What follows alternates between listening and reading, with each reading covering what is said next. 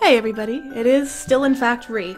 My weird transitional phase of cleaning, moving, and working is just now starting to even out, and the chaos is just about to dim into a chatter, so as such we're about to get back into regular uploads. Nice squeak, computer. A lot has happened while I try to get my shenanigans back in order.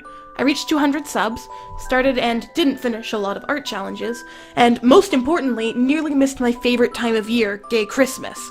But I absolutely refuse to let Halloween go by without any videos. Absolutely not.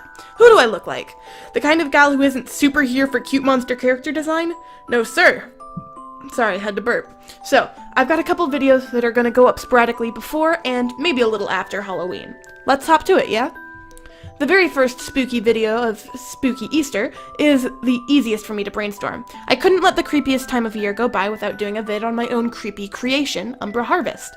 For those of you who aren't familiar with some of my back burner projects, I'm working on creating a video game called Umbra Harvest. It's a social magic simulator where you play as a witch, wizard, or warlock, your choice, who's growing their online magic shop on Hexsty with a cute little town full of various monsters. Find love and financial stability while learning the secrets of Umbra. Cute tagline, right? Anyways, I'd been meaning to do a lineup of all the dateable characters in-game, and I figured it was a good time to make myself do that. Let's dive into the dating pool, eh? First up is Rose. She's one of the characters I'd already designed. Previously, I'd only had about a third of the cast drawn up. Rose is a Medusa who's going to school for fashion design. The town Umbra is only about 25-minute drive from the next town over, where the university, that I haven't named yet, and I'm just tentatively calling the university, is. As such, a handful of the cast are students there, since despite the slight drive, the housing prices are way cheaper, and the town of Umbra is adorable. A lot of the students carpool. Anyway, Rose lives with her girlfriend Hera, who we're gonna meet next. She loves cooking and can be a little bossy, but she cares deeply about her friends. Hey Ree, I hear you say. You don't sound like that, that was mean. You said that a dateable character. But she had a girlfriend? In order to date Rose, do you have to break them up? Oh, no, my good friend. Let's take a pause. Umbra Harvest was created for 3 reasons. I was super in love with Stardew Valley, but it was missing some things that, beyond just the spooky aesthetic, that I really wanted to see in a social simulator that I hadn't yet seen tackled. 1, I wanted non-binary characters and non-binary player options. 2, I wanted the options for polyamory and poly characters. And 3, I wanted to smooch a buff butch werewolf lumberjack lady, which is quite the tongue twister. A lot of the characters in Umbra Harvest are polyamorous. In order to date them, you have to build a friendship with them and their partner, and before bringing a new person in, you have to discuss it with your current partners. I want to make sure everything is healthy and happy in this monster town. Thus, you can date Rose and her girlfriend Hera. Speaking of which, Hera! She's Fae, specifically a flower Fae connected to Nightshade. She's studying botany. And I lost my spot in my notes. There she is. She's studying botany, but she's not sure if she wants to keep pursuing it. Hera's currently in a little bit of a slump, trying to figure out what she wants to do with the rest of her life. She can come off as a little lazy at first, but she's incredibly ambitious once she gets attached to a concept. She's a force to be reckoned with, so long as she can find the motivation to be reckoned.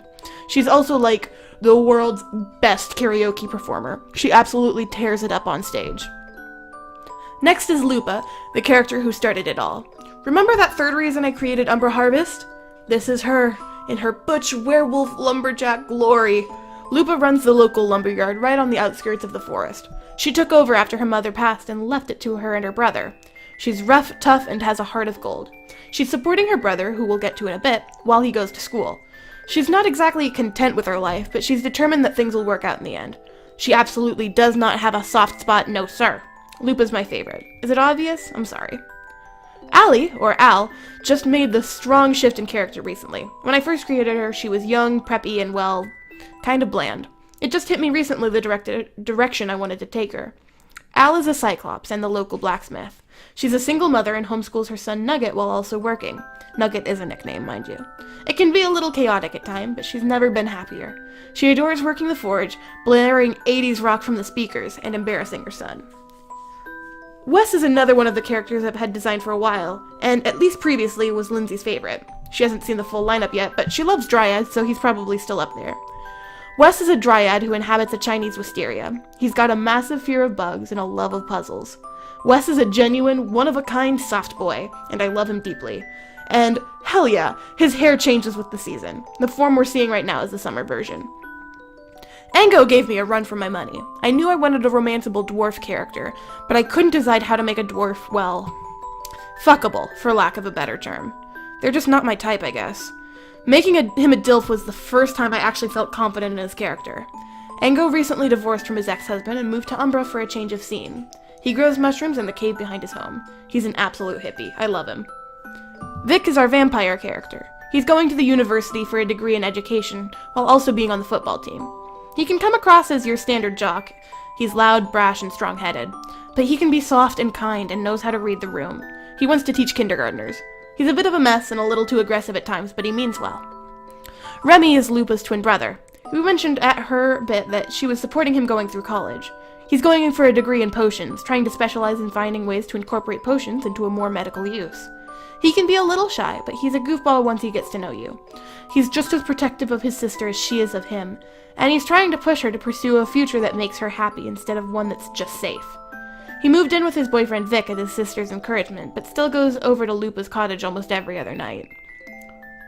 Aggie is the character I think I'm most happy with. They turned out amazing. Aggie is a harpy surrounded in mystery. Nobody knows how old they are, where they came from, or when they came to Umbra. All anybody knows is one day the old library opened its doors again, and a little chickadee harpy had taken up root in its towers, organizing the books and cleaning the place. They're an excitable, expressive, bubbly character, with a past they dodge questions about. They can be a little clueless, but their boundless determination makes up for it all.